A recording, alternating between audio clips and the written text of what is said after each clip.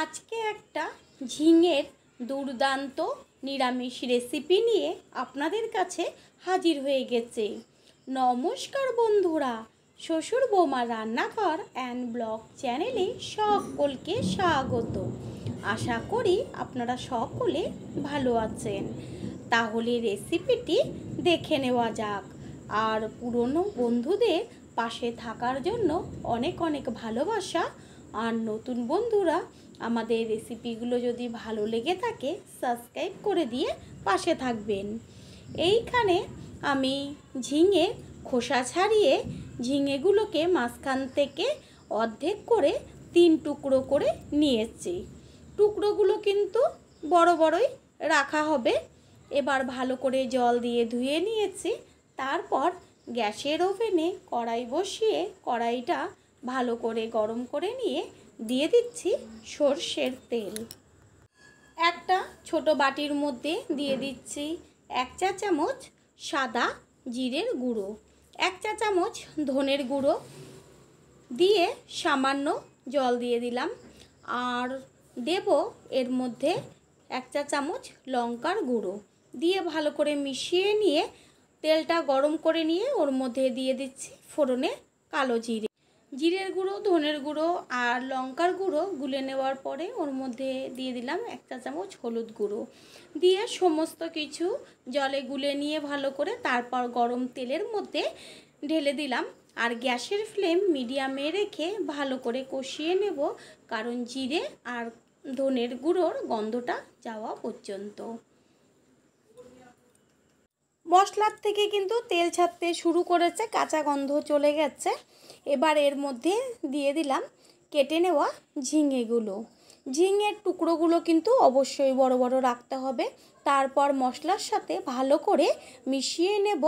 আর একটা মশলা তৈরি করব, সেটা হচ্ছে এখানে 2 চা চামচ পোস্ত, 10 থেকে 12টা কাজু বাদাম, কাঁচা লঙ্কা আর একটু আদার টুকরো। এইখানে কাজু বাদামের পরিবর্তে আপনারা চিনে বাদাম বা চারুমগজও ব্যবহার করতে পারেন। এবার এগুলোকে একসাথে সামান্য জল দিয়ে পেস্ট করে নেব। সাথে দিয়েছি এইখানে একটা গোটা টমেটো। মশলাটা কিন্তু টমেটো দিয়ে একসাথে পেস্ট করে নেওয়া হয়ে গেল।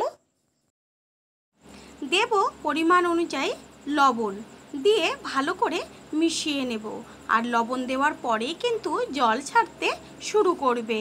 ঝিঙে, জিরে ও ধনের যে মশলাটা করা হয়েছিল তার মধ্যে 2 থেকে 2.5 মিনিট মতন কষিয়ে নিয়ে তারপরে এর মধ্যে দিয়ে দেব যে পেস্ট করে নিয়েছিলাম কাজু বাদাম, পোস্ত, কাঁচা লঙ্কা, আদা, সেই পেস্ট দিয়ে এর মধ্যে সামান্য জল দিয়ে গ্যাসের ফ্লেম মিডিয়ামে রেখে ভালো করে হতে দিতে হবে। একটা ঢাকনা দিয়ে ঢেকে দেব। এই রেসিপিটি কিন্তু গ্রেভিটা একটু রাখতে হবে।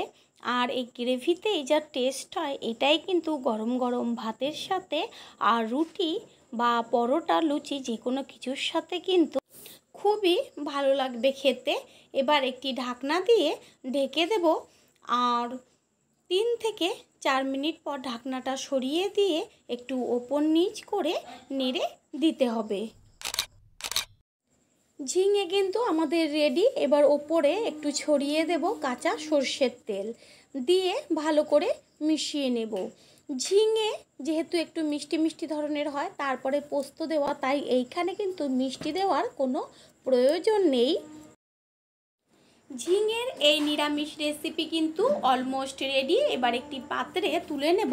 এই গ্রেভি কিন্তু ভীষণ টেস্টি, প্রথমেই বলেছি।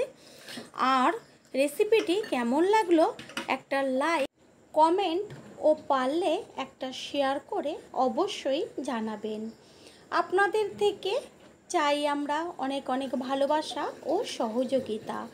All friend, thanks for watching my video. আপনারা সকলে ভালো থাকবেন, সুস্থ থাকবেন। আবারও দেখা হবে অন্য কোনো রেসিপির এপিসোডে।